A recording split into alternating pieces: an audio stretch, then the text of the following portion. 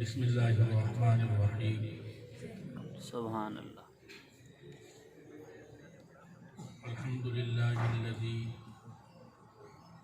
من علی المؤمنین بنبیہ المصطفیٰ سبحان اللہ. سبحان والصلاة والسلام علی سید الانبیاء محمد المجتبی وعلی آلہ واصحابہ اولی الصدق والصفاء. اما بعد فاعوذ باللہ من الشیطان الرجیم. بسم اللہ الرحمن الرحیم. وما ارسلناک الا رحمة للعالمین. سبحان اللہ. آمنت باللہ صدق اللہ العظیم وصدق رسولہ النبی الکریم الامین. مولاي صل وسلم دائما ابدا على حبیبک خیر الخلق کلہم منزہ عن شریک فی محاسنہ فجوہر الحسن فیہ غیر منقسم وکلہم من رسول اللہ ملتمس غرفا من البحر او رشفا من الدیم. رب صل وسلم دائما ابدا على حبیبک خیر الخلق کلہم ان اللہ وملائکتہ یصلون علی النبی یا ایہا الذین آمنوا صلوا علیہ وسلموا تسلیما. الصلاة والسلام علیک یا سیدی یا رسول اللہ وعلی آلک واصحابک یا سیدی یا حبیب اللہ. الصلاة الصلاة والسلام علیک یا سیدی یا نبی اللہ وعلی آلک واصحابک یا سیدی یا نور اللہ.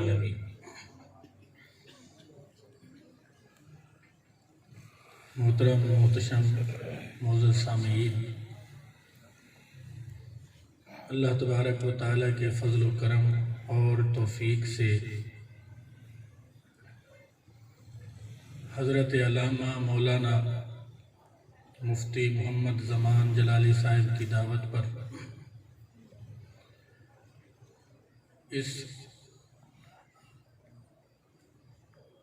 جامعہ میں جامعہ جلالیہ صراط مستقیم میں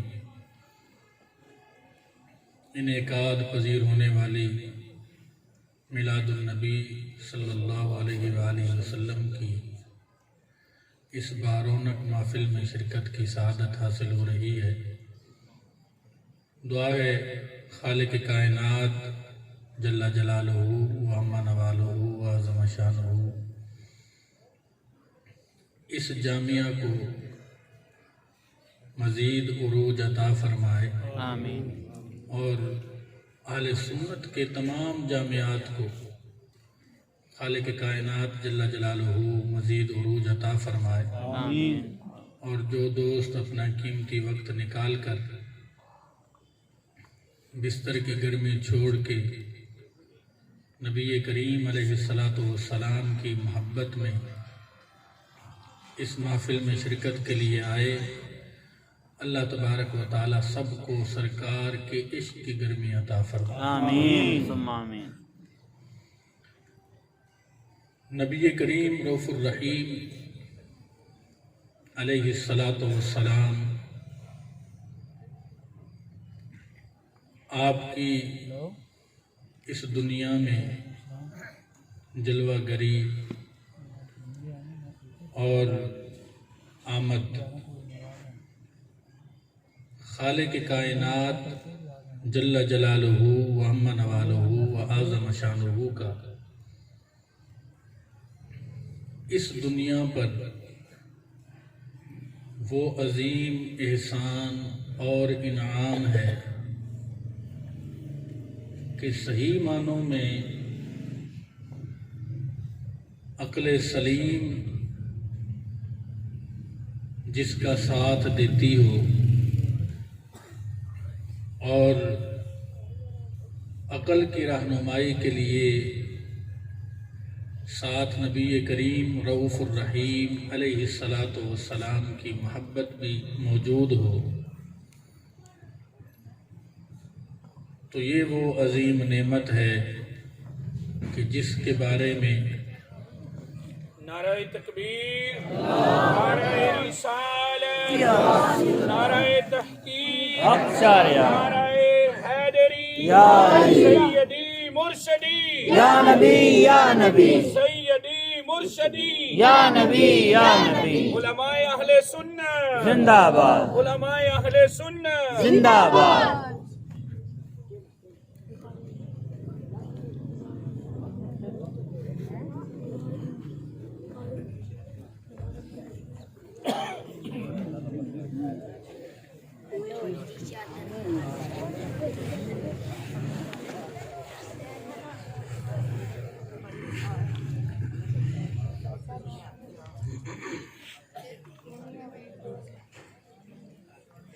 تو میں عرض کر رہا تھا کہ اگرچہ کچھ لوگ جو آج محفل میلاد النبی صلی اللہ علیہ وآلہ وسلم کے حوالے سے مختلف اعتراضات اٹھاتے اور لوگوں کو نبی کریم رؤوف الرحیم علیہ الصلاۃ والسلام کی آمد کے اس عظیم موقع پر جشن منانے سے روکتے نظر آتے ہیں، لیکن اگر عقل سلیم کی رہنمائی نبی کریم رؤوف الرحیم علیہ الصلاۃ والسلام کی محبت کرے، صرف عقل تو پھر پھسل بھی جاتی ہے، اور بڑے بڑے عقل والے نیکی کے دھوکے میں کہ اپنے طور پہ نیکی کر رہے تھے لیکن شیطان کے جال میں گرفتار ہو جاتے ہیں۔ تو جہاں عقل کی رہنمائی نبی کریم علیہ الصلاۃ والسلام کی محبت کر رہی ہو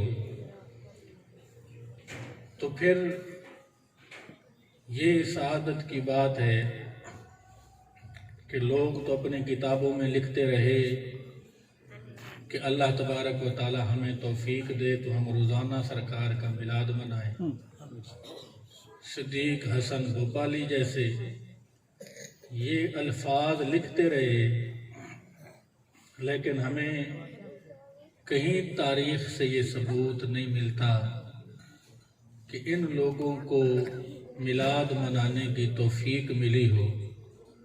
خالق کائنات جل جلالہ کا یہ اہل سنت پر احسان ہے کہ مخالف فریق کے بڑے بڑے علماء میلاد منانے کی توفیق مانگتے مانگتے مر گئے، لیکن ہر زبان ان کا میلاد کے نعرے لگانے کے قابل نہیں، اور ہر سینہ ان کی آمد کے نور سے منور ہونے کے قابل نہیں۔ یہ تو اللہ تبارک و تعالیٰ کا اہل سنت پہ انعام ہے کہ کہیں علماء کو بھی توفیق نہیں دی اور کہیں سنیوں کا بچہ بچہ گلی گلی نگر نگر آمد مصطفیٰ کے نعرے لگا۔ سبحان اللہ، الحمدللہ، سبحان اللہ۔ پھر کچھ لوگ سوشل میڈیا کا کیونکہ دور ہے اور بات چھپی نہیں رہتی، بڑے بڑے لوگوں کے چہروں سے نقاب ہٹ رہے ہیں۔ ابھی کچھ دن پہلے ایک جامعہ میں امام کعبہ کی آمد پر عربی میں ترانے پڑھ کے اسے مرحبا کہہ رہے تھے۔ وہاں کسی کو شریعت یاد نہیں آئی۔ جہاں آپ نے بھی سوشل میڈیا پہ اس طرح کی پوسٹیں دیکھی ہوں گی کہ بادشاہ کے صحیح ہونے پہ، مرد سے صحت مند ہونے پہ بڑے بڑے روڈوں پہ یہ بورڈ لگائے گئے کہ صحتوں کا عید ہونا۔ کہ اے بادشاہ تیرا صحیح ہونا ہمارے لیے عید ہے، اس عید کے لیے کسی شریعت کی دلیل کی ضرورت نہیں پڑی، امام کعبہ کی آمد پر مرحبا کہنے کے لیے کسی دلیل کی ضرورت نہیں پڑی، اور بچوں کی ولادت ہو، خدا بیٹے کی دولت سے نوازے تو مٹھائی بانٹنے کے لیے کوئی مفتی صاحب سے فتویٰ نہیں پوچھتا کہ میں مٹھائی بانٹوں کہ نہ بانٹوں، خوشی مناؤں کہ خوشی نہ مناؤں۔ ان صورتوں میں جو یہاں فتوے لگانے والے ہیں انہیں کوئی شریعت کے لحاظ سے نہ کوئی بدعت نظر آتی ہے، نہ بدعت اور سنت کے لحاظ سے کوئی بات نظر آتی ہے، نہ کوئی دلائل نظر آتے ہیں، لیکن ہم یہ کہتے ہیں کہ تم جس شریعت کے مطابق یہ فتوے لگا رہے تھے، بادشاہ کی صحت کو تو تم عید مان گئے، اور امام کعبہ کی آمد پہ تم مرحبا کے نعرے بھی لگاؤ اور عربی میں ترانے بھی گاؤ، لیکن ہمیں ہمارے امام نے جو بتایا ہے، اور کنز العلماء مفکر اسلام ڈاکٹر اشرف آصف جلالی حفظہ اللہ تعالی نے ہمیں جو درس عشق پڑھایا ہے وہ یہی ہے، میں گدا ہوں اپنے کریم کا، میرا دین پا رہا ہے۔ سبحان اللہ۔ جنہوں نے دین بیچا، بادشاہوں کے کہنے کے مطابق فتوے بگڑے، پھر جو میلاد کے عید کہنے کو بدعت کہہ رہے تھے، بادشاہ کے عید کہنے کو سنت قرار دینے لگ گئے، وہاں تو کوئی دین کا مسئلہ نہیں ہوا، نہ سنت اور بدعت کا مسئلہ نظر آیا۔ تو یہ اس حوالے سے خالق کائنات جل جلالہ نے ہم پر یہ احسان فرمایا ہے کہ لوگ کوئی بادشاہ کو دیکھ کے فتوے بدلتا ہے، تو کوئی ریال خور کسی کو دیکھ کے اپنے فتوے بدل جاتا ہے، نظریات بدل جاتا ہے، لیکن ہمیں اعلیٰ حضرت رحمت اللہ تعالی علیہ کے پیغام محبت کو پڑھانے والے کنز العلماء نے یہی پڑھایا ہے کہ زمانے نے اپنے آپ کو بدلا گھڑی گھڑی، ایک ہم اہل عشق تھے جہاں تھے وہی رہے۔ سبحان اللہ۔ آیہ مبارکہ آپ کے سامنے پڑھی تھی، خالق کائنات جل جلالہ و عم نوالہ نے نبی کریم رؤوف الرحیم علیہ السلام کو تمام جہانوں کے لیے رحمت للعالمین بنا کے بھیجا ہے۔ اس حوالے سے ایک دو اہم باتیں آپ سے میں امید رکھوں گا کہ آپ جاگ کے سنیں گے۔ ہمارا ذوق وہ نہیں کہ 4 شعر پڑھ کے تو موضوع مکمل ہو جاتا ہے اور عوام کو پتہ ہی نہیں چلتا کہ جس موضوع پہ بیان ہونا تھا اس پہ ہم نے پایا کیا، ہمیں ملا کیا، ہم نے سمجھا کیا، ہمارا عقیدہ کیا ہے۔ تو تحریک صراط مستقیم کا یہ مقصد ہے کہ دلیل لوگوں کے دروازے تک پہنچاؤ اور لوگوں کو بتاؤ کہ ہمارا جو عقیدہ ہے یہ کوئی گھڑا ہوا نہیں ہے، صحابہ کرام سے پڑھا ہوا۔ بے شک بے شک۔ خالق کائنات جل جلالہ نے نبی کریم رؤوف الرحیم علیہ السلام کو رحمت للعالمین بنا کے بھیجا۔ اس حوالے سے ایک اقتباس میں تفسیر روح المعانی سے آپ کے سامنے پیش کرنا چاہتا ہوں، جس سے ہمیں بہت کچھ سمجھنے کو ملے گا، اور یہ اقتباس بھی تفسیر روح المعانی میں ابن قیم کا ہے، جس کو یہ میلاد پہ فتوے لگانے والے اپنا امام مانتے ہیں۔ اس حوالے سے کہ رحمت للعالمین کے عنوان سے تو آپ نے بہت ساری باتیں اور بیانات سنے ہوں گے، یہ اقتباس ضرور ذہن میں رہنا چاہیے۔ ابن قیم کہتا ہے کہ جہان میں، دنیا میں ہر نیکی، ہر بھلائی، ہر خیر، ہر اچھائی انسانیت کو نبوت کے در سے ملتی ہے۔ سبحان اللہ۔ الفاظ میں پڑھ دیتا ہوں۔ ابن قیم کہنے لگا کہ لولا النبوات لم یکن فی العالم علم نافع ولا عمل صالح، کہ کائنات میں اگر نبوت نہ ہوتی اور کائنات میں اگر سلسلہ رسالت نہ ہوتا تو ابن قیم کہتا ہے پھر دنیا میں علم نافع نہ ہوتا، پھر دنیا میں عمل صالح نہ ہوتا، اور اس کے بعد کہتا ہے ولا صلاح فی معیشت، لوگوں کو زندگی گزارنے کے لیے حلال و حرام کے رستوں کا پتہ نہ چلتا، ولا قوام لمملکت، نظام عالم کو چلانے کے لیے جس دستور زندگی کی ضرورت پڑتی ہے لوگوں کو وہ منشور نہ ملتا۔ اس کے بعد یہ کہتا ہے وَلَكَانَ النَّاسُ بِمَنزِلَةِ الْبَهَائِمِ وَالسَّبَاعِ الْعَادِيَةِ وَالْكِرَابِ الطَّارِيَةِ، آگے کہتا ہے کہ اگر نبوت نہ ہوتی کائنات میں، اگر رسالت نہ ہوتی کائنات میں، تو جہاں علم نافع نہ ہوتا، جہاں عمل صالح نہ ہوتا، جہاں نیکی کا کہیں درس نہ ملتا، جہاں خدا تک پہنچنے کا کہیں رستہ نہ ملتا، جہاں اس کے قرب و رضا کو پانے کا کہیں پتہ نہ ملتا، وہی ابن قیم یہ بھی کہتا ہے کہ لوگوں کو حلال و حرام سمجھنے کے لیے کوئی درس نہ ملتا، وہی یہ بھی کہتا ہے کہ جب یہ ساری چیزیں، یہی چیزیں تو انسان کو انسان بناتی ہیں، تو ابن قیم کہنے لگا کہ جب نبوت نہ ہوتی اور رسالت نہ ہوتی تو پھر یہ ساری چیزیں نہ ہوتی تو پھر انسان تو جانوروں کی طرح ہوتا، اور انسان جو اس نے الفاظ استعمال کیے میں صرف ترجمہ کر رہا ہوں، ابن قیم کہنے لگا کہ انسان تو پھر درندوں کی طرح ہوتا، انسان تو پھر کتوں کی طرح ایک دوسرے کو کھانے کو دوڑتا، کہ جب ایک انسان کو دوسرے انسان کی عزت کا پتہ نہ ہوتا، دوسرے کی حرمت کا پتہ نہ ہوتا، حقوق العباد کا پتہ نہ ہوتا، حقوق اللہ کا پتہ نہ ہوتا، تو پھر انسان تو جانوروں کی طرح ہو جاتا، اور انسان میں اور جانور میں کوئی فرق نہ رہتا۔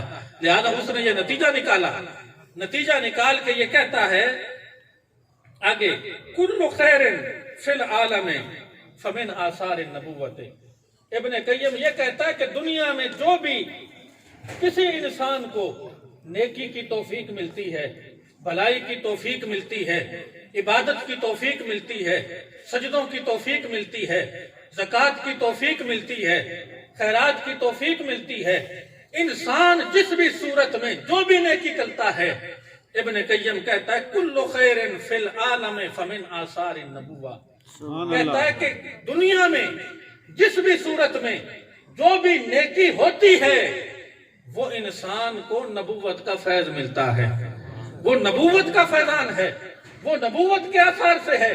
اور آگے کہنے لگا کل شر وقع فی العالم او سیقع فمن سبب دروس آثار النبوہ، تو کہتا ہے کہ جہاں دنیا میں یہ نیکی نبوت کا فیضان ہے، ابن قیم کہنے لگا کہ جو برائی ہوتی ہے دنیا میں، جہاں انسان خدا کی نافرمانی کرتا ہے، جہاں حقوق اللہ کو پامال کرتا ہے اور حقوق العباد کو پامال کرتا ہے، ابن قیم کہتا ہے کہ یہ انسان گمراہی کے رستے پہ اس لیے جاتا ہے، گناہ کے رستے پہ اس لیے جاتا ہے، خدا کے قرب کو اس لیے نہیں پا سکتا کہ جہاں نبوت کے آثار تھوڑے سے مٹنے لگتے ہیں اور لوگوں کے ہاں علم دین نہیں رہتا اور لوگوں کے ہاں حلال و حرام کی تمیز نہیں رہتی، تو پھر ابن قیم کہنے لگا کہ پھر وہاں پہ برائیاں ہونے لگتی ہیں۔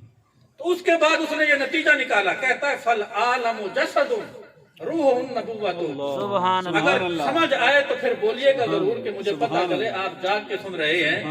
ابن قیم یہ کہنے لگا کہ لوگوں نتیجہ یہ ہے جیسے انسان کا جسم ہے اور جسم کے اندر روح ہے، اور عادت الہیہ کے مطابق روح کے بغیر اس جسم میں زندگی نہیں ہوتی، ایسے ابن قیم کہنے لگا یہ جہان سارے کا سارا جسم ہے اور اس کی روح نبوت ہے، اس کی روح نبوت ہے، اور اس کی یا رسول اللہ، حق چار یار، یا علی۔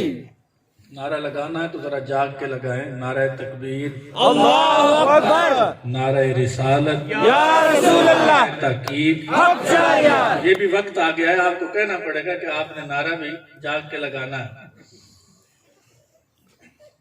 زور سے نعرہ لگائیں، سرکار کی آمد مرحبا، سرکار کی آمد، مرحبا، مدنی کی آمد، مرحبا، नारा तकबीर, नारा रिसालत, नारा तहकीक, नारा हैदरी, सैयदी मुर्शदी, सैयदी मुर्शदी। तो जब ये नतीजा निकल आया, थोड़ा सा तवज्जो से सुनिएगा कि आलम जिस्म है और इसकी रूह नबुव्वत है। आलम जिस्म है और इसकी रूह नबुव्वत है।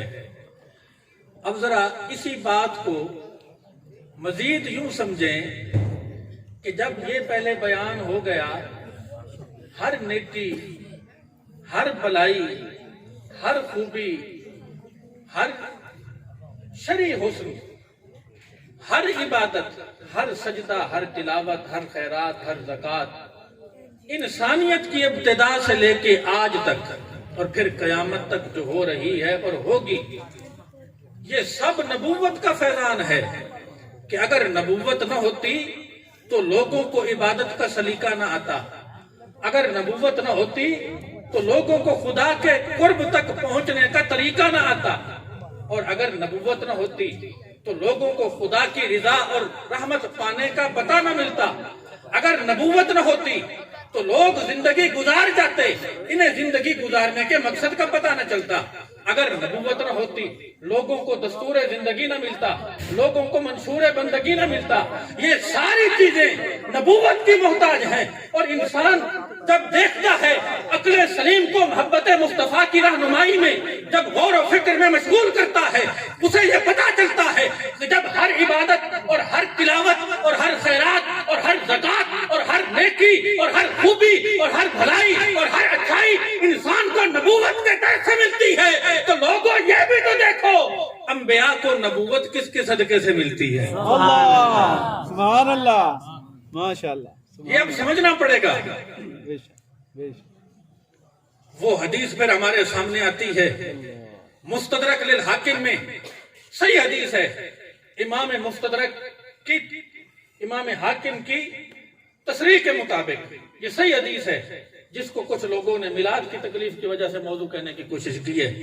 उन्होंने सही हदीस करार दिया कि अल्लाह तबारक व तआला ने जब आदम अलैहिस्सलाम ने सरकार के वसीले से, अलैहिस्सलाम के वसीले से जब तौबा की, दुआ मांगी अल्लाह तबारक व तआला की बारगाह में, तो अल्लाह तबारक व तआला ने पूछा कि ऐ आदम अलैहिस्सलाम, तुमने कैसे पहचाना मेरे नबी को, नबी आखिरुज़्ज़मान को, सैयदुल अंबिया को अलैहिस्सलातु वस्सलाम?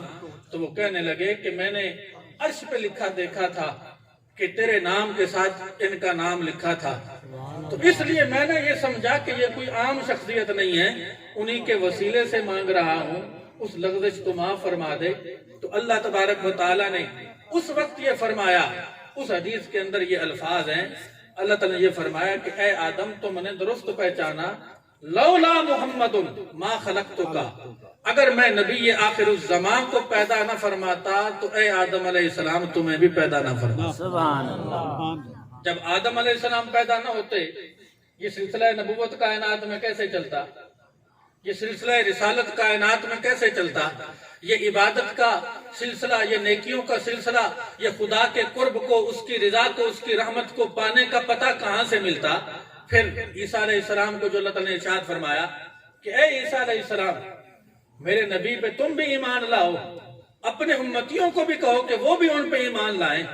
आगे अल्लाह तबारक व तआला ने ये इरशाद फरमाया, लौला मुहम्मदुन मा खलक़तु आदम, अगर नबी आखिरुज़्ज़मान होते तो फिर मैं आदम अलैहिस्सलाम को पैदा न फरमाता, फिर मैं जन्नत को पैदा न फरमाता, फिर मैं दोज़ख को पैदा न फरमाता। फिर उस हदीस के अंदर तो ये भी अल्फाज मौजूद है कि अर्श को जब बनाया तो अर्श हरकत करने लगा।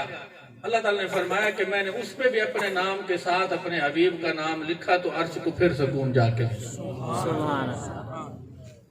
तो इन दो चीजों को मिला के मैं जो बात आपको समझाना चाहता हूं वो ये है कि जब हर खैर, हर भलाई, हर खूबी, हर अच्छाई, हर इबादत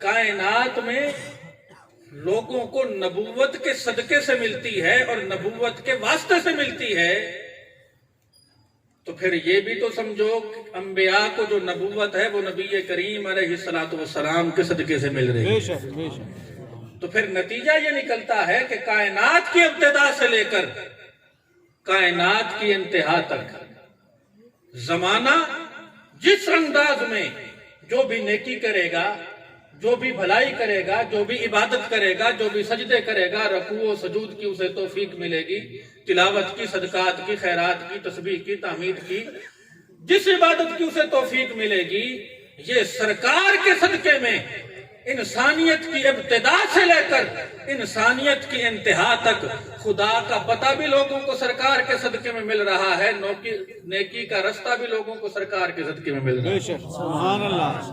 تو پھر وہ آقا کہ جن کے صدقے میں لوگوں کو زندگی کا شعور ملتا ہے، لوگوں کو بندگی کا دستور ملتا ہے، لوگوں کو اللہ تبارک و تعالیٰ کے قرب و رضا کا رستہ ملتا ہے اور اللہ تبارک و تعالیٰ کی رحمت کو پانے کا پتہ ملتا ہے، جب وہ تشریف لاتے ہیں تو پھر خود جان لینا چاہیے یہ اللہ تبارک و تعالیٰ کا ہم پر کتنا بڑا احسان ہے کہ اگر ہمارے جسم کے ہر بال پر ہزاروں زبانیں ہوں اور ہر زبان سرکار کی آمد کے شکر کو ادا کرنے میں مشغول ہو جائے، خدا کی قسم قیامت آ جائے گی، سرکار کی آمد کا شکر پھر بھی ادا نہ ہو۔ سبحان اللہ، بالکل جو جاگ رہے ہیں سبحان اللہ بولو۔ سبحان اللہ۔ اس کے حوالے سے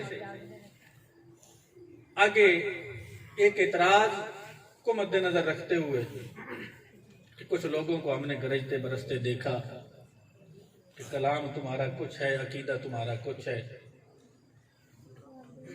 اس حوالے سے بھی میں ایک دو چیزیں سامنے رکھنا چاہتا ہوں،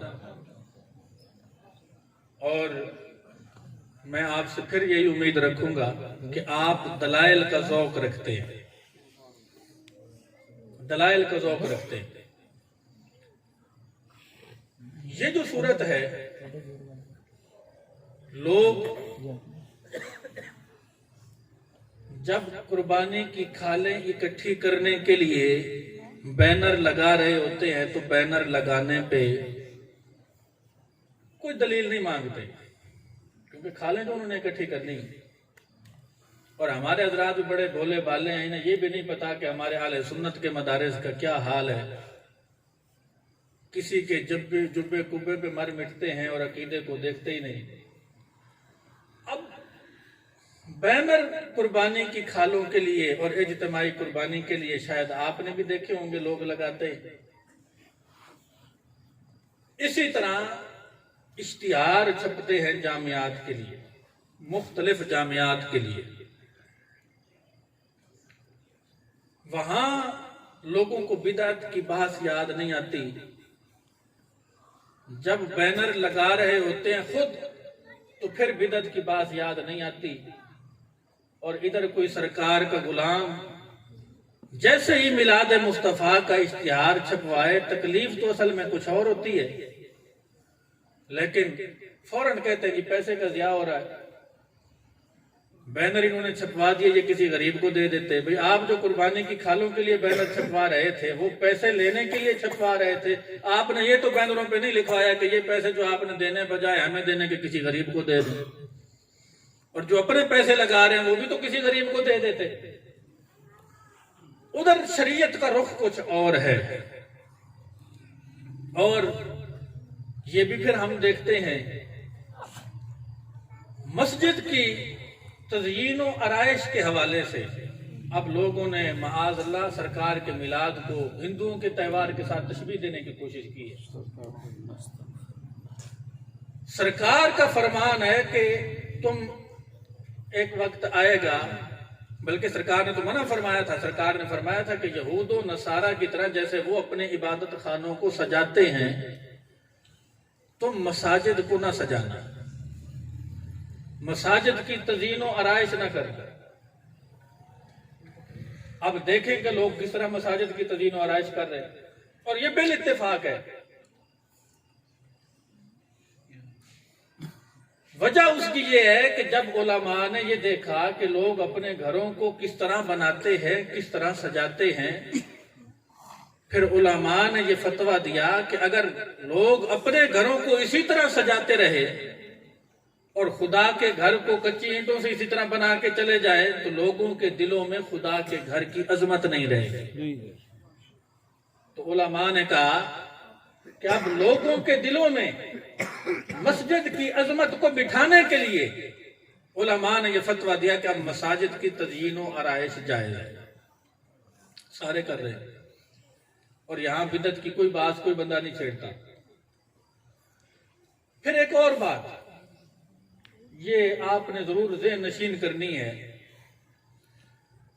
قرآن مجید میں جو اعراب لگے ہوئے ہیں، زبر زیر پیش، یہ جو اعراب لگے ہوئے ہیں، یہ اعراب نہ سرکار کے زمانے میں لگے نہ خلفائے راشدین کے زمانے میں لگے۔ سرکار کے زمانے میں اس طرح اعراب نہیں لگے ہوئے تھے، نہ خلفائے راشدین کے زمانے میں اس طرح اعراب لگے ہوئے تھے۔ آج وہابیوں کو دیکھیں تو وہ بھی اسی طرح چھاپتے ہیں، جس کو دیکھیں وہ اسی طرح چھاپ رہا ہے، کیونکہ پتا ہے اس وقت تو لوگوں کی زبان عربی تھی، انہیں پتا تھا کہ ہم نے اس کو کس طرح پڑھنا ہے۔ اور بعد میں جیسے جیسے اسلام پھیلتا گیا، عربیوں کے ساتھ عجمی بھی اسلام کے نور سے منور ہوتے گئے، اسلام کے دائرے میں آتے گئے۔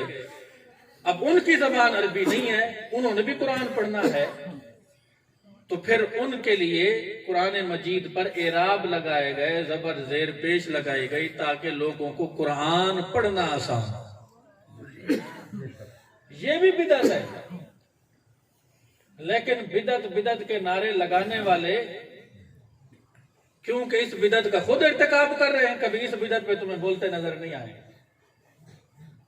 اب بتائیں کہ خیر القرون میں قرآن پہ اعراب کس نے لگائے؟ اب میں پڑھ رہا تھا فتاوی رشیدیہ میں، اس نے لکھا، اس نے کہا جی خیر القرون میں کیونکہ سرکار کا میلاد نہیں ہوا لہذا بدعت ہے۔ اور کسی نے پوچھا جی بخاری شریف ختم کر لیں، بخاری شریف ختم کر لیں گھر میں، سرکار کی احادیث ہے، تو کہنے لگا کہ اگرچہ خیر القرون میں نہیں تھا لیکن پھر بھی جائز ہے۔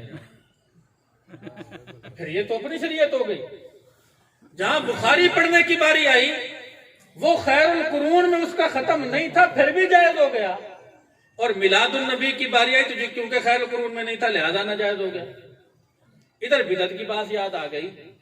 تو جہاں لوگوں کو قرآن پڑھانے کے لیے بدعت حسنہ کا ارتکاب کرتے ہو، جہاں مسجد کو سجاتے ہو، جہاں کھالی اکٹھی کرنے کے لیے بینر بھی بنواتے ہو، اشتہار بھی بنواتے ہو، وہ بدعت تمہیں نظر نہیں آتی، ادھر بدعت کے فتوے پتہ چلتا ہے مسئلہ کوئی اور ہے، لیکن ہم یہ کہتے ہیں کہ تم اپنے جن مقاصد کے لیے بینر بنواتے ہو بنواتے رہو، اشتہار لگاتے ہو لگاتے رہو، لیکن جن کے دلوں میں اچھا ہے دل کے پاس رہے، پاسبان عقل، اقبال کہتا ہے اچھا ہے دل کے پاس رہے پاسبان عقل، لیکن کبھی کبھی اسے تنہا بھی چھوڑ دے۔ ہر وقت دل پہ عقل کے پہرے لگا کے یہ سوچنے کی کوشش کہ سرکار کی محبت میں یہ جائز ہے کہ نہیں، وہ جائز ہے کہ نہیں۔ اس میں عظیم حدیث آپ کے سامنے پیش کرتا ہوں، عمدہ سند کے ساتھ، مسند بازار میں موجود ہے۔ اسی بات کو مد نظر رکھتے ہوئے نبی کریم رؤوف الرحیم علیہ السلام نے ارشاد فرمایا، اس کا کوئی راوی ضعیف نہیں ہے۔ سرکار دو عالم نور مجسم شفیع معظم علیہ السلام نے ارشاد فرمایا، آپ فرماتے ہیں کہ اے میرے غلاموں، تمہارے اعمال مجھ پر پیش کیے جاتے ہیں جائیں گے۔ تو سرکار نے فرمایا کہ جو اس میں خیر دیکھوں گا، فما رأیت من خیر حمدت اللہ، جو دیکھوں گا کہ میرا کوئی غلام نیکی کر رہا ہے، میرے بتائے ہوئے رستے پہ چل رہا ہے، تو سرکار فرماتے ہیں میں خدا کی حمد کروں گا۔ اور آپ فرماتے ہیں کہ جب میں دیکھوں گا، اذا رأیت من سیئن، جب میں دیکھوں گا کہ اس سے کوئی بھول ہو گئی، کوئی گناہ ہو گیا، کوئی برائی ہو گئی، تو سرکار فرماتے ہیں استغفرت اللہ، میں اللہ تبارک و تعالیٰ سے اس کے لیے مغفرت مانگوں گا۔ اور مواہب الدنیا میں درقانی میں جو حدیث مبارکہ موجود ہے اس میں یہ الفاظ بھی ہیں، کہ سرکار نے فرمایا کہ روزانہ صبح کے وقت بھی اور شام کے وقت بھی تمہارے اعمال، تمہارا نام اعمال میرے سامنے پیش کیا جاتا ہے۔ اب اس بات کو مد نظر رکھ کے ہم یہ کہتے ہیں، اب لوگ کہتے ہیں کہ جن کے بارے میں تم میلاد مناتے ہو انہیں کیا پتا تم کیا کر رہے ہو۔ اس اعتراض کو بھی مد نظر رکھیں، اور جس موضوع پہ میں پہلے جس اعتراض میں بول رہا تھا اس کو بھی مد نظر رکھیں۔ اس حدیث کو سامنے رکھ کے ہم کہتے ہیں سرکار کی بارگاہ میں یہ بھی تو پہنچ رہا ہے کہ جو قربانی کی کھالوں کے لیے بینر لگاتے ہیں اور اشتہار لگاتے ہیں، بنواتے ہیں، وہی میلاد کے اشتہاروں پہ فتوے لگاتے ہیں۔ یہ بھی تو سرکار کی بارگاہ میں پہنچ رہا ہے، اور یہ بھی سرکار کی بارگاہ میں پہنچ رہا ہے کہ ادھر سرکار کے کسی غلام نے دن کے وقت میں یہ اعلان کیا کہ لوگوں، خدا نے مجھے توفیق دے دی ہے، آج میرے گھر میں، آج میرے محلے میں، آج میری مسجد میں میلاد ہو رہا ہے اور سب کو دعوت ہے، تم نے اس میلاد میں شرکت کرنی ہے۔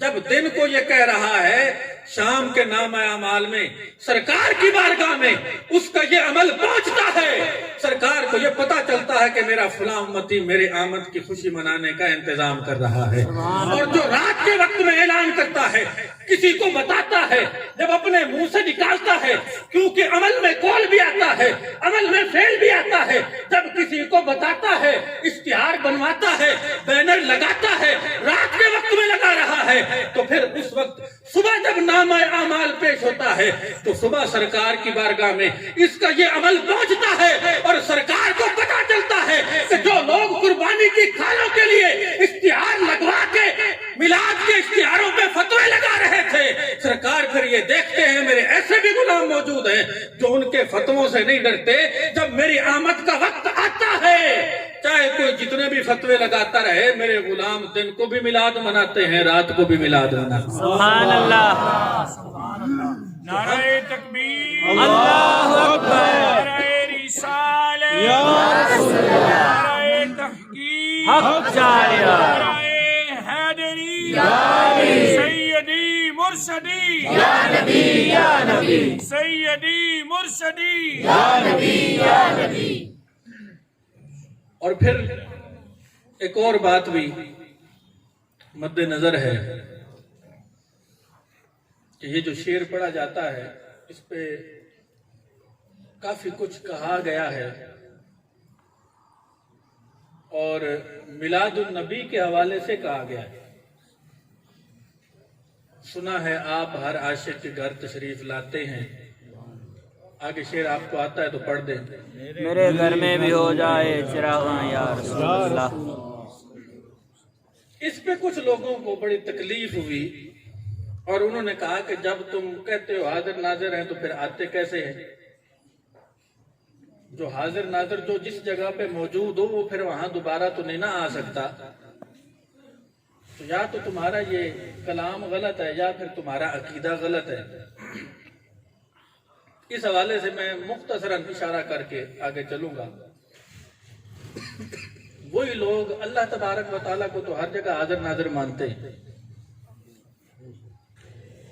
اللہ تبارک و تعالیٰ کو ہر جگہ حاضر ناظر مانتے ہیں، اور یہ نبی کریم علیہ السلام کا فرمان ہے۔ سرکار فرماتے ہیں کہ اللہ تبارک و تعالیٰ ہر رات کے آخری حصے میں آسمان دنیا پر نزول فرماتا ہے۔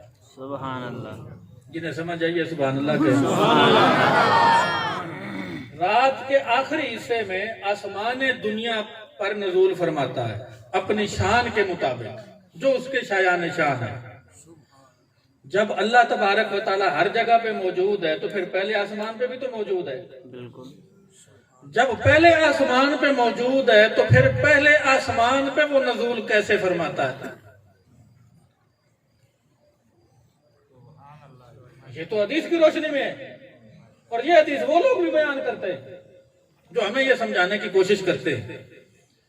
اور دوسرا جواب یہ ہے کہ ہم سرکار کو حاضر ناظر مانتے ہیں روحانیت کے لحاظ سے، اور سرکار کی آمد مانتے ہیں جسمانیت کے لحاظ سے۔ سبحان اللہ۔ ہم کہتے ہیں کہ سرکار جسے لینے کا طریقہ آتا ہو اور سلیقہ آتا ہو، نبی کریم علیہ السلام جب کرم نوازی فرماتے ہیں تو چاہتے ہیں تو پھر جسم اقدس کے ساتھ بھی تشریف لے آتے ہیں۔ سبحان اللہ۔ پھر کہا جی ایک وقت میں تو تم سینکڑوں جگہ پہ محفل میلاد پڑھ رہے ہو، توجہ کیجئے گا، سینکڑوں جگہ پہ محفل میلاد پڑھ رہے ہو، انہیں کیسے پتا چلتا ہے کہ فلاں جگہ پہ بھی میلاد ہے، فلاں جگہ پہ بھی میلاد ہے، فلاں جگہ پہ بھی میلاد ہے، اور ہر جگہ پہ جانا چاہیں تو پھر کیسے جا سکتے ہیں؟ میرا خیال ہے یہ باتیں آپ کے لیے نہیں ہوں گی، لیکن پھر بھی کہوں گا توجہ سے سنیں۔ ہم عقیدہ بیان کرنے کے عادی ہے تاکہ جو کچھ بیان کرنے کے لیے آئے ہیں اس کا مقصد پورا ہو۔ تو بھائی سینکڑوں جگہ پہ میلاد ہو رہا ہے، انہیں پتہ کیسے چلتا ہے؟ اور اگر وہ آنا چاہیں تو پھر ہر جگہ پہ کیسے آتے ہیں؟ یہاں بھی کئی لوگوں کی عقل جو ہے وہ اٹکی ہوئی ہے۔ حدیث مبارکہ میں ہے، نبی کریم رؤوف الرحیم علیہ السلام شب معراج، سرکار نے فرمایا، مسلم شریف کی حدیث ہے، سرکار فرماتے ہیں کہ کثیب احمر کے پاس میں نے موسیٰ علیہ السلام کو دیکھا، وہ قائم یصلی فی قبرہ، اپنی قبر انور میں کھڑے ہو کر نماز پڑھ رہے تھے۔ سبحان اللہ۔ مسجد اقصی میں گئے، موسیٰ کلیم اللہ وہاں پر بھی موجود ہے، سرکار جا رہے ہیں براق پہ، جو آواز سے بھی تیز رفتار ہے، روشنی سے بھی تیز رفتار ہے۔ اب سائنسدان تو یہاں بیٹھتے ہوئے نا، کوئی چیز روشنی سے تیز رفتار ہو سکتی ہے کہ نہیں؟ روشنی سے بھی تیز رفتار ہے سرکار کی سواری، وہ پہلے پہنچتی ہے موسیٰ کلیم اللہ، وہ بعد میں پہنچتی ہے، موسیٰ کلیم اللہ پہلے پہنچ جاتے ہیں۔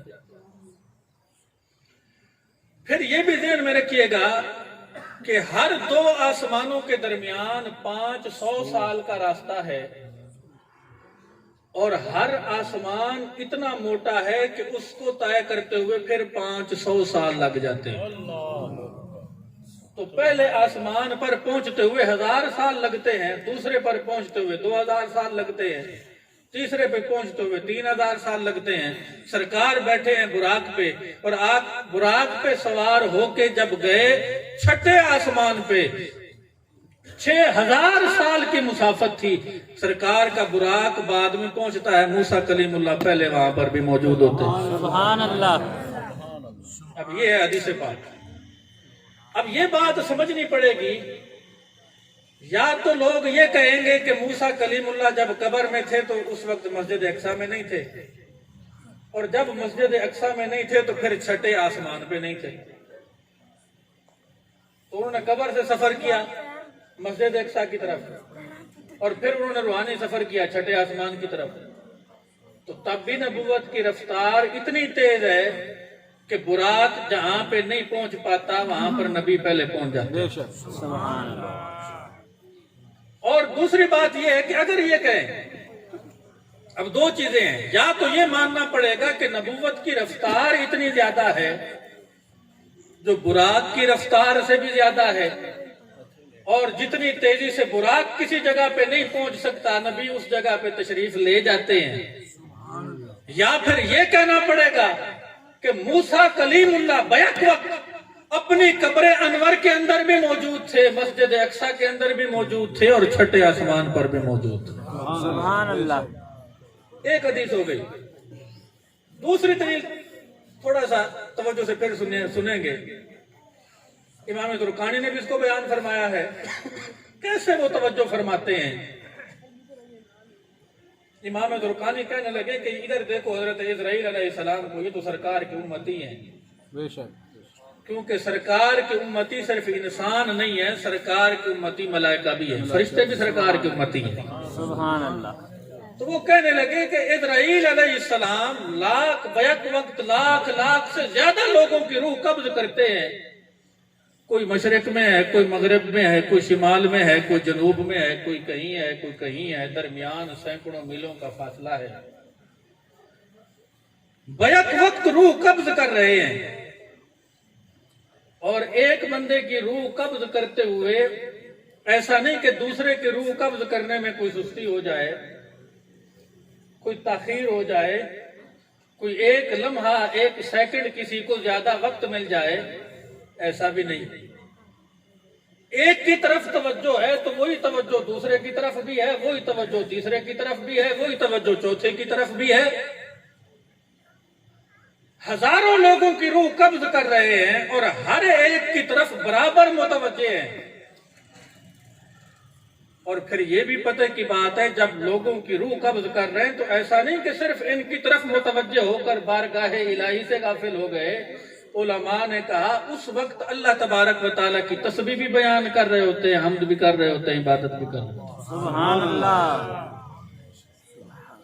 اب ہزاروں لوگوں کی روح قبض کریں، ہزاروں کی طرف ان کی توجہ بھی ہو، ہزاروں جگہ پر وہ موجود بھی ہوں، اور اس کے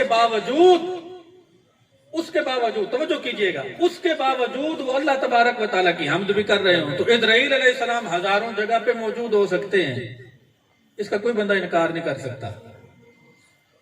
دو حدیثیں، تیسری حدیث مد نظر رکھیے کہ منکر نکیر جو آتے ہیں انسان کی قبر میں، ہر وقت کتنے بندے دفن ہو رہے ہیں، کوئی اس کا شمار، کوئی اس کی گنتی بتا سکتا ہے؟ پھر کوئی مشرق میں ہے، کوئی مغرب میں ہے، یہ بیک وقت دونوں کی قبر میں موجود ہے۔ پھر اس کے بعد جبرائیل امی آتے تھے سرکار کی بارگاہ میں دحیہ کلبی رضی اللہ تعالی عنہ کی شکل میں۔ اب جبرائیل امی اپنی اصلی شکل میں تو اتنے بڑے ہیں کہ دو پر کھولیں تو مشرق اور مغرب ان کے سائے کے نیچے آ جائیں، مشرق اور مغرب دو پروں کے سائے کے نیچے آ جائیں۔ وہ جبرائیل امی دحیہ کلبی کی شکل میں جب سمٹ کے آ رہے ہیں تو اپنی اصلی شکل میں آ رہے ہیں، یہ سدرۃ المنتہا پر بھی موجود ہے۔ محدثین نے لکھا کہ اس وقت جبرائیل امی بیک وقت سدرۃ المنتہا پہ بھی موجود ہوتے تھے، سرکار کی بارگاہ میں بھی موجود ہوتے تھے۔ سبحان اللہ۔ پھر سورج ہے، میرے آقا نے فرمایا جب یہ غروب ہوتا ہے عرش کے نیچے سجدہ ریز ہوتا ہے، عرش کے نیچے سجدہ ریز ہوتا ہے۔ اچھا جب یہاں غروب ہوتا ہے عرش کے نیچے سجدہ کرے گا، اب پوری دنیا میں ہر وقت کہیں دن ہوتا ہے کہیں رات ہوتی ہے، پوری دنیا میں ہر وقت سورج طلوع ہے اور ہر وقت سورج غروب بھی ہے۔ کچھ ممالک میں طلوع ہے تو کچھ ممالک میں غروب ہے۔ اگر یہ کہیں کہ ہر ملک میں جب سورج غروب ہوتا ہے تو سجدہ ریز ہوتا ہے، پھر تو سورج کو ہر وقت عرش کے نیچے ہی سجدہ ریز ہونا چاہیے۔ جہاں 6 مہینے سورج نہیں نکلتا، پھر 6 مہینے سورج کو سجدہ ریز ہونا چاہیے، ہمارے ہاں تو روزانہ نکل آتا ہے۔ پھر ہر وقت اگر سورج دنیا میں کہیں نہ کہیں طلوع ہے تو پھر عرش کے نیچے سجدہ کب کرتا ہے؟ نہ ہم حدیث کا انکار کر سکتے ہیں، نہ ہم مشاہدے کا انکار کر سکتے ہیں۔ مشاہدہ یہ کہتا ہے کہ ہر وقت سورج طلوع ہے، دنیا میں موجود ہے، اور حدیث یہ کہتی ہے کہ سورج جب غروب ہوتا ہے عرش کے نیچے سجدہ بھی کرتا ہے۔ ہم کہتے ہیں سرکار کا ایک ایک لفظ بھی اپنی جگہ پہ بالکل درست ہے، یہ مشاہدہ بھی بالکل درست ہے، تو پھر اس کا نتیجہ کیا نکلے گا؟ علماء نے کہا اس کا حل یہ نکلے گا، اللہ تبارک و تعالیٰ نے سورج کو جس میں مثالی عطا فرمایا ہے، بیک وقت سورج دنیا میں طلوع بھی ہوتا ہے، عرش کے نیچے سجدہ ریز بھی ہوتا ہے۔ یہ میں نے 5-6 حدیثیں پڑھ دی ہیں آپ کے سامنے، 5-6 حدیثیں۔ یہ الگ بات ہے کہ آپ ایک شعر پہ جتنے نعرے لگاتے ہیں، ان 6 حدیثیں سن کے آپ نے ایک دفعہ بھی اتنے ذوق سے سبحان اللہ نہیں کہی، کیونکہ ہمارا ذوق بدقسمتی سے شعروں کا محتاج ہو گیا ہے۔ اسی وجہ سے کئی لوگوں کو پھر یہ سوچنا پڑتا ہے کہ جب اس طرح لوگ قابو میں نہیں آ رہے تو پھر ہم شعر و شاعری کی طرف چلے جائیں، پھر اپنے عقیدے سے وہ کہیں اور چلے جاتے ہیں۔ یہ 6-7 دلیلیں مد نظر رکھ کے اب میں یہ عرض کرتا ہوں، موسیٰ کلیم اللہ بیک وقت اپنی قبر میں بھی ہو سکتے ہیں، مسجد اقصی میں بھی ہو سکتے ہیں، چھٹے آسمان پر بھی ہو سکتے ہیں، حضرت اسرائیل علیہ السلام بیک وقت ہزاروں لوگوں کی روح کو قبض بھی کرتے ہیں، ہر ایک کی طرف متوجہ بھی ہوتے ہیں، ہر ایک کے پاس موجود بھی ہوتے ہیں، اور اس وقت اللہ تبارک و تعالیٰ کی تسبیح بھی کر رہے ہوتے ہیں۔ منکر نکیر بیک وقت سینکڑوں مقامات پہ، سینکڑوں قبروں میں موجود ہوتے ہیں، وہ بھی متعدد مقامات پہ موجود ہو جاتے ہیں۔ جبرائیل امی بیک وقت سدرۃ المنتہا پہ بھی ہوتے ہیں، سرکار کی بارگاہ میں بھی ہوتے ہیں۔ سورج کو ہم دیکھتے ہیں، بیک وقت عرش کے نیچے سجدہ ریز بھی ہوتا ہے، عالم دنیا میں طلوع بھی ہوتا ہے۔ تو سرکار کی شان تو سب سے زیادہ ہے، یہ سرکار کی امتیوں کی شان ہے، یہ دیگر انبیاء کی شان ہے، یہ اسرائیل علیہ السلام کی شان ہے۔ ہزاروں لوگوں کے پاس بیک وقت موجود ہوتے ہیں، ہر ایک کی طرف توجہ بھی ہوتی ہے، خدا کی حمد و ثنا بھی کر رہے ہوتے ہیں۔ یہ تو سرکار کے غلاموں کی شان ہے۔ اگر سرکار کرم فرمائیں اور بیک وقت ہزاروں جگہوں پہ تشریف بھی لے جائیں، ہزاروں لوگوں کی طرف متوجہ بھی ہوں، اور اس کے باوجود خدا کی حمد و ثنا بھی کر رہے ہوں، تو یہ کون سی بڑی بات ہے؟ نعرہ تکبیر، نعرہ رسالت، نعرہ تحقیق، نعرہ حیدری، سیدی مرشدی، سیدی مرشدی۔ اب اس حوالے سے آخری بات عرض کرتے ہوئے اپنے موضوع کو سمیٹتا ہوں۔ اس سے ہمیں یہ پتہ چل گیا کہ سرکار کا امتی جہاں بھی صدقے دل سے، سچے دل سے انہیں یاد کرتا ہے، وہ متوجہ ہوتے ہیں، اور جس جگہ پہ چاہیں جلوہ افروز بھی ہوتے ہیں۔ آخری بات کرتے ہوئے میں اپنی گفتگو کو سمیٹوں گا۔ نبی کریم رؤوف الرحیم علیہ السلام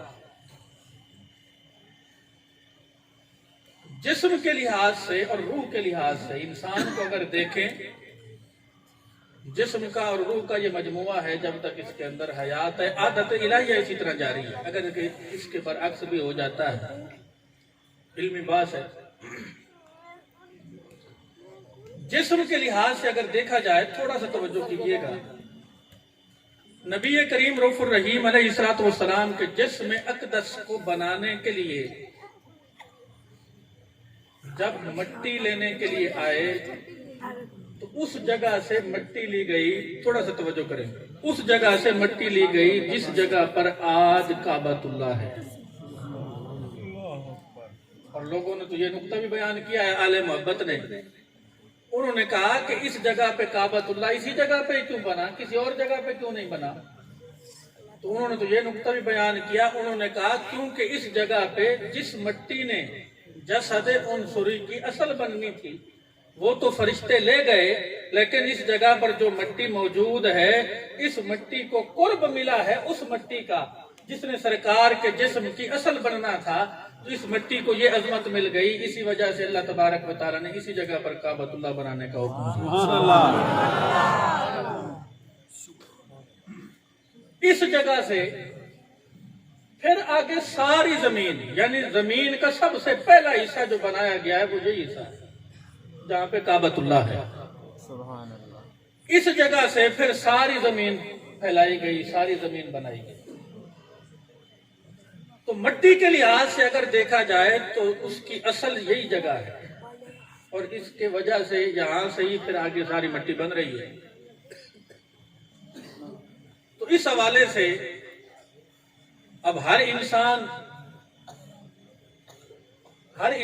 خلق الانسان من صلصال کالفخار قرآن کہتا ہے، اور متعدد جگہ پہ اللہ تعالیٰ ارشاد فرماتا ہے مٹی اس کی اصل مٹی ہے۔ جب اس کی اصل مٹی ہے تو اس کو دیکھا جائے، الفاظ اور نہیں ہے، نہیں تو سرکار کے جسد عنصری کی جو اصل ہے، زبان اجازت دیتی نہیں، عشق اجازت دیتا نہیں اس جگہ کو مٹی کہیں، لیکن لغت کے اندر کیونکہ اس کا متبادل کوئی اور لفظ موجود نہیں، تو تعبیر کرنے کے لیے، بیان کرنے کے لیے پھر یہ الفاظ استعمال کرنا مجبوری ہے۔ اس جگہ سے جو ساری زمین بنائی گئی، اب زمین سے آگے انسان بنائے گئے۔ ہر انسان اسی جگہ پہ دفن ہوتا ہے جس جگہ سے اس کے جسم کے لیے مٹی لی گئی ہے. اللہ ہر انسان اسی جگہ پہ دفن ہوتا ہے، بالآخر اسی جگہ جا کے پہنچتا ہے جہاں اس کے جسم کے لیے مٹی لی گئی، جہاں سے مٹی لی گئی. اب اصل تو وہ جگہ تھی جہاں پہ کعبۃ اللہ ہے، یہاں سے پھر ساری زمین بنائی گئی اور اس سے پھر انسانوں کے اجسام بنائے گئے. تو انسانوں کے جسم جس مٹی سے بن رہے ہیں، اس تمام کی اصل جو ہے وہ حصہ ہے جو نبی کریم علیہ السلام کے جسد عنصری کی اصل بن رہا ہے. امید ہے دوستوں کو سمجھ آ رہی ہوگی. باقی ساری زمین، اس ساری زمین کی اصل جو ہے وہ حصہ ہے جہاں سے سرکار کے جسد عنصری کے لیے فرشتے مٹی لے کے گئے. اب انسان کے جسم کی اصل جو ہے یہ مٹی ہے، تو پھر ماننا پڑے گا کہ جسم کی اصل مٹی ہے اور یہ مٹی بننے میں بھی کسی کے صدقے کی محتاج ہے، کسی ذریعے کی محتاج ہے.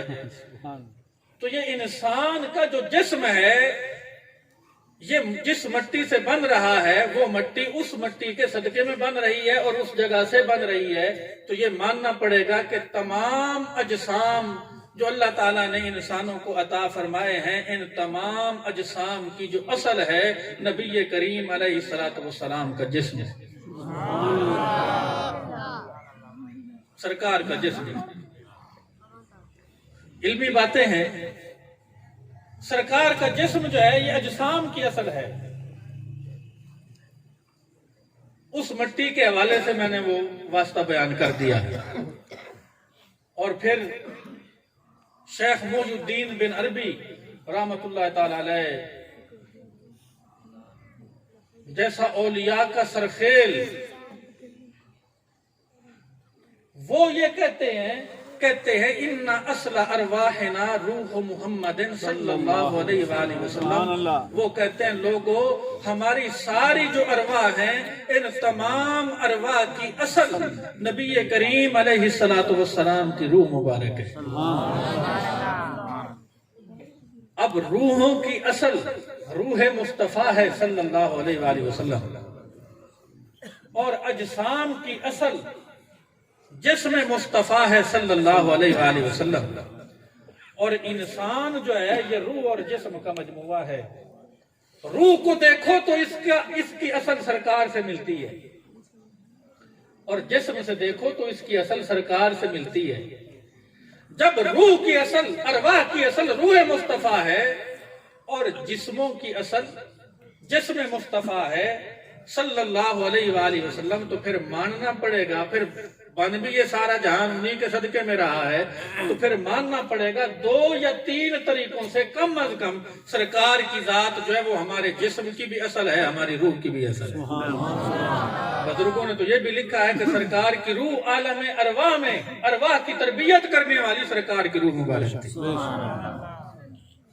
جب روحوں کی اصل روح مصطفیٰ اور جسموں کی اصل جسم مصطفیٰ، تو پھر اصل جب تک موجود ہوتی ہے شے باقی رہتی ہے. اب لوگ کہتے ہیں بھی تم کہتے ہو سرکار اصل ہے، ہر جگہ پہ موجود ہے، پھر نظر کیوں نہیں آتے، ہمیں دکھاؤ. بزرگوں نے مثال دی. انہوں نے کہا اگر عقل رکھتے ہو، یہ تو ہر بندہ سمجھتا ہے کہ درخت کا جب تک پانی سے تعلق رہتا ہے درخت ہرا بھرا رہتا ہے، اور جب پانی سے اس کا تعلق ٹوٹ جائے تو درخت سوکھ جاتا ہے، پھر اجڑ جاتا ہے، پھر اس پر ہریالی نہیں ہوتی، پھر اس پر پھل نہیں لگتے. تو بزرگوں نے کہا جب تم یہ مانتے ہو کہ درخت کی اصل پانی ہے، تمہیں کوئی بندہ کہے کہ درخت کی اصل جب پانی ہے تو مجھے بتاؤ کہ درخت کی اصل پانی ہے تو درخت میں پانی کہاں ہے، تو کیا جواب دوں؟ سبحان اللہ. جن کو سمجھ آئی ہے بولے سبحان اللہ. اب ایسا تو نہیں نہ ہوا کہ کسی بندے کو پانی کی ضرورت ہو، وہ کہے جی کیونکہ درخت کی اصل پانی ہے مجھے پانی کی ضرورت ہے، میں جا کے تھوڑا سا اس کی ٹہنی توڑ دیتا ہوں، پانی آنا شروع ہو جائے گا، میں بھر لوں گا تو ادھر جو ہے وہ پھر باندھ دوں گا. ایسا تو نہیں نہ ہوتا. اصل پانی ہے لیکن نظر نہیں آتا. اور ادھر روحوں کی اصل سرکار کی روح ہے، جسموں کی اصل سرکار کا جسم ہے. لیکن ہر بندہ اس قابل نہیں کہ جاگتے ہوئے تو چھوڑو خواب میں سرکار کو دیکھ سکے، اس کے لیے بھی روحانیت کے لاکھوں مراتب چاہیے۔ کوئی روحانیت کے ان لاکھوں مراتب کو طے کر کے وہ لاکھوں حجابات اٹھائے تو پھر میرے آقا کے حسن و جمال دیکھنے کو اپنے آپ کو قابل بنائے۔ تو ادھر جب ہر چیز کی اصل سرکار کی ذات ہے، ضروری نہیں کہ اصل ہر بندے کو نظر آ جائے، ہاں جسے دیکھنے کا طریقہ آتا ہو وہ پھر یوں نوازنے پہ آتے ہیں۔ امام ابو الحسن شاذلی جیسے، ابو العباس مرسی جیسے یہ کہتے ہیں، وہ کہتے ہیں کہ اگر ایک لمحہ بھی ہمیں سرکار کا حسن و جمال نظر نہ آئے تو ہم اپنے آپ کو مسلمان ہی شمار نہ کریں۔ خدا نے ہمیں یہ توفیق دی ہے کہ ہر لمحہ سرکار کا حسن و جمال سوتے جاگتے ہمارے سامنے، سبحان اللہ۔ جنہیں دیکھنے کا طریقہ آتا ہے وہ پھر اس طرح بھی دیکھ لیتے ہیں۔ تو جب اصل سرکار کی ذات ہے اور اصل انسان کی مٹی ہے تو پھر آخری حوالہ عرض کرتے ہوئے اپنی گفتگو کو ختم کرتا ہوں۔ حکیم ترمذی نے لکھا، انہوں نے کہا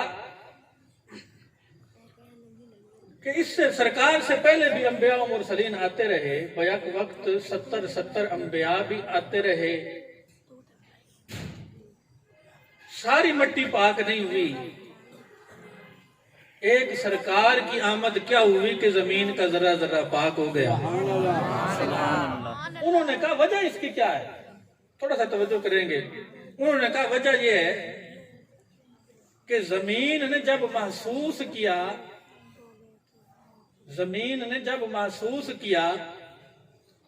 اب آپ کہیں گے کہ زمین کیسے محسوس کر سکتی ہے، ویسے بیٹھ کے باتیں کر جاتے ہیں۔ پتھر سے جب سرکار گزرتے تھے پتھر محسوس کر جاتا ہے السلام علیکم یا رسول اللہ، سبحان اللہ۔ پھر زمین بھی محسوس کر سکتی ہے۔ زمین نے جب محسوس کیا کہ نبی آخر الزمان کی آمد کے آثار ہیں، جب یہ زمین نے محسوس کیا، حکیم ترمذی نے کہا، وہ کہتے ہیں جب زمین نے محسوس کیا تو تمددت وتطاولت وعینت واظہرت وافتخرت علی السماء، سبحان اللہ۔ زمین خوشی کی وجہ سے مزید پھیل گئی، وعینت، اور زمین پر جو درخت تھے زمین نے انہیں یوں پانی پہنچایا کہ ان پہ پھل لگ گئے، سبحان اللہ۔ وازہرت، اور زمین پر جو پھولوں کے درخت موجود تھے ان پہ کلیاں شگوفے کھلے، سبحان اللہ۔ وافتخرت علی السماء۔ حکیم ترمذی کہنے لگے کہ یہ وہ وقت تھا کہ زمین نے آسمان کو بھی خطاب کر کے کہا کہ تو اپنی اونچائی پہ اپنی عظمت پہ بڑا اتراتا ہے، اب خدا جو مجھے عظمت عطا فرمانے والا ہے تو بتا تجھے بھی ملی ہے۔ سبحان اللہ۔ وافتخرت علی السماء، آسمان پہ زمین نے فخر کیا، اور کیا کہا زمین نے آسمان پہ فخر کر کے؟ زمین نے آسمان پہ فخر کر کے یہ کہا کہ بِأَنَّهُ مِنِّي خُلِقَ، کہ مجھ سے ہی تو کچھ حصہ لیا گیا تو ان کا جسد عنصری بنا۔ سبحان اللہ۔ اور زمین کہنے لگی کہ میری پشت پر ہی تو وہ جلوہ افروز ہوں گے، ان کے قدم لگ رہے ہوں گے، خدا کی وحی آ رہی ہوگی۔ اور پھر زمین کہنے لگی کہ میرے اندر ہی تو پھر وہ قیامت تک جلوہ افروز ہوں گے۔ یہ تین باتیں بیان کر کے زمین نے آسمان کو کہا کہ تجھے بھی یہ عظمت ملی ہے تو تو اپنی بلندی پہ اپنی رفعت پہ ناز کرتا ہے، اب اس جیسی عظمت تیرے حصے میں بھی ہے تو پھر بیان کر۔ یہ تین چیزیں جب بیان کی زمین نے، اور یہ تین چیزیں بیان کر کے سرکار کی آمد کی خوشیاں منانے میں زمین یوں مشغول ہوئی، درختوں پہ پھل بھی لگے اور باغات میں غنچے بھی کھلے، اور پھر زمین نے آسمان پہ فخر بھی کیا۔ فلما، جب یہ صورتحال جو ہے طویل ہو گئی، جب زمین کا یہ فخر کرنا طویل ہو گیا، یعنی طویل وقت تک زمین اس عالم میں مشغول رہی کہ خوشی سے اس کے درختوں پہ پھل بھی لگتے رہے اور اس کے باغات میں غنچے بھی کھلتے رہے، کلیاں بھی کھلتی رہی، اور زمین اپنے مقدر پہ ناز کرتی رہی. جب زمین نے سرکار کی آمد پہ طویل وقت یوں گزارا خوش ہو کر, اللہ تبارک و تعالیٰ نے اس کے صدقے میں زمین کا ایک ایک ذرہ پاک فرما. سبحان اللہ. اللہ اکبر. یا رسول اللہ. یا علی. یا علی. نعرہ تکبیر. اللہ اکبر. نعرہ رسالت. یا رسول اللہ. نعرہ تحقیق. حق جاریا. نعرہ حیدری. سیدی مرشدی. سیدی مرشدی. سیدی مرشدی. اب زمین خوشی مناتی ہے اور انسان جس مٹی سے بنا ہے اور بالآخر مٹی بھی ہونا ہے. ہر ایک نے نہیں, ہر ایک نے نہیں, 10 سے زیادہ بندے اسے مستثنا ہے, 10 سے زیادہ ہستیاں اس سے مستثنا ہے. اب ہم نے کسی کو کوئی کسی کی نصیحت نہ سنے اور نہ سدھرے تو ہم کہتے ہیں پتہ نہیں کس مٹی سے بنا. ہمارے یہاں محاورہ ہے, جب کوئی بندہ کسی کی بات پہ کان نہ دھرتا ہو تو ہم کہتے ہیں پتہ نہیں کس مٹی سے بنا. تو جن لوگوں کو تکلیف ہوتی ہے میلاد سے انہیں ہم کہتے ہیں, ہم تو انہیں یہ بھی نہیں کہہ سکتے کہ تم کس مٹی سے بنے ہو, ہم کہتے ہیں تم بالآخر بنے تو اسی مٹی سے ہو جس مٹی نے سرکار کا میلاد منایا ہے. ان کے لیے یہ جملہ بھی نہیں بول سکتے, یہ جملہ بولنا بھی ان کے لیے سمجھ لو ناجائز ہے. انہیں ہم یہ نہیں کہہ سکتے پتہ نہیں کس مٹی سے بنے ہیں, کیونکہ ہمیں پتہ ہے یہ اس مٹی سے بنے ہیں جس مٹی نے سرکار کی آمد کی خوشی منائی ہے. اور اللہ تعالیٰ نے یوں پاک کیا ہے, صرف پاک نہیں کیا بندے کو پانی نہ ملے. بندہ تو اشرف المخلوقات ہے, اشرف المخلوقات ہے. اسے جب پانی نہیں ملتا تو زمین پہ 2 ضربے لگا کے ایک چہرے پہ دونوں بازوؤں پہ پھیر لے, وہ زمین صرف پاک نہیں ہوتی بندے کو پاک کر بھی دیتی ہے. سبحان اللہ. اور یہ کیا ہے, یہ نبی کریم علیہ الصلوۃ والسلام کے میلاد کی خیرات ہے. سبحان اللہ. ان کو بھی ہم کہتے ہیں کہ جس مٹی سے بنے ہو اپنی اصل کو دیکھو, اپنے جسم کو دیکھو, اپنی روح کو دیکھو. ان سب کا رشتہ اصل کے لحاظ سے دیکھو گے تو سرکار کے واسطے سے جا کے جڑتا ہے. اور خالق کائنات جل جلالہ نے ہم پر یہ کرم فرمایا ہے, ہم پر یہ احسان فرمایا ہے کہ اللہ تبارک و تعالی نے ہم اپنی اصل کے ساتھ جڑے ہوئے ہیں. اور جس اصل نے سرکار کی آمد پہ خوشیاں منائی ہیں, یہ تو صرف جسم کے لحاظ سے تھی, روح کے لحاظ سے بھی اللہ تبارک و تعالی نے ہمیں اپنی اصل سے وابستہ رہنے کا طریقہ بتایا بھی ہے, سکھلایا بھی ہے, توفیق بھی دی ہے. خالق کائنات جل جلالہ آخری سانس تک ہمیں انہی عقائد پر ثابت قدم رہنے کی توفیق عطا فرمائے اور اپنی نسلوں کو نبی کریم رؤوف الرحیم علیہ الصلوۃ والسلام کے عشق اور محبت کی اسی طرح تعلیم دینے کی توفیق عطا فرمائے. آخر میں اپنے ذوق کے لیے میں 1-2 شعر پڑھتا ہوں. تو آپ, میرا طریقہ نہیں ہے ویسے, لیکن اپنے ذوق کے لیے کہ آپ بھی میرے ساتھ مل کے پڑھ لیں گے تو مجھے محسوس ہوگا کہ عشق کی گرمی پہ یہ تھوڑی سی سردی غالب نہیں آئی. بالکل. اور مشہور نعت ہے سرکار دو عالم علیہ الصلوۃ والسلام کی آمد کے حوالے سے. میں کوئی اتنی اچھی نعت نہیں پڑھتا اور پڑھتا بھی نہیں ہوں, لیکن پھر بھی میں چاہتا ہوں کہ آخر میں 1-2 شعر پڑھ کے تو اپنی گفتگو کو ختم کروں, کیونکہ کچھ لوگ ایسے ہیں جو سرکار کے میلاد میں آئے ہیں اور ابھی تک چپ کا روزہ رکھ کے بیٹھے ہوئے ہیں.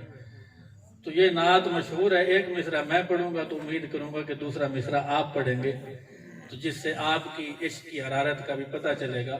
سب میرے ساتھ مل کے پڑھیں. آ گئے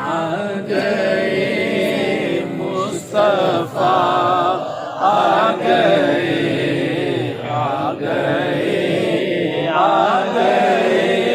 مصطفیٰ آ گئے. ہاتھوں کو اٹھا کے اور آواز نکال کے, آنکھیں بند کر کے اور تصور روضہ رسول علیہ الصلوۃ والسلام کی طرف کر کے ذوق کے ساتھ 1-2 شعر پڑھیں.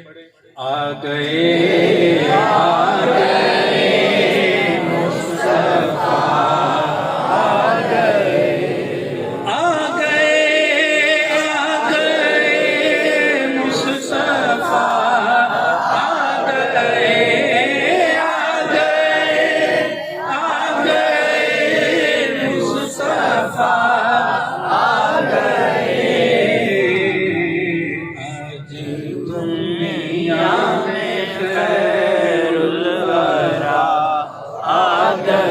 ہاتھ بلند کر کے پڑھیں آج دنیا میں خیر الورا آ گئے عرش والے مبارک دینے لگے سب پڑھیں عرش والے مبارک دینے لگے عرش والے مبارک دینے لگے عرش والے مبارک دینے لگے فرش والوں پیر خدا آ گئے فرش والو حبیب خدا آ بس گئے میں کونین میں ہر طرف شور ہے بس میں کونین میں ہاتھوں کو اٹھا کے ہر طرف شور ہے بس میں کونین میں ہر طرف شور ہے بس میں کونین میں ہر طرف شور ہے مصطفیٰ مجتبی آ گئے مست دنیا میں خیر الورا آ گئے خالق کائنات جل جلالہ و من والہ سرکار کا صدقہ ہماری سرکار کے ذکر کی خاطر یہ حاضری اپنی بارگاہ میں قبول فرمائے آمین مرتے دم تک اسی طرح ان کی عظمتوں کے نعرے لگانے کی توفیق عطا آمین فرمائے۔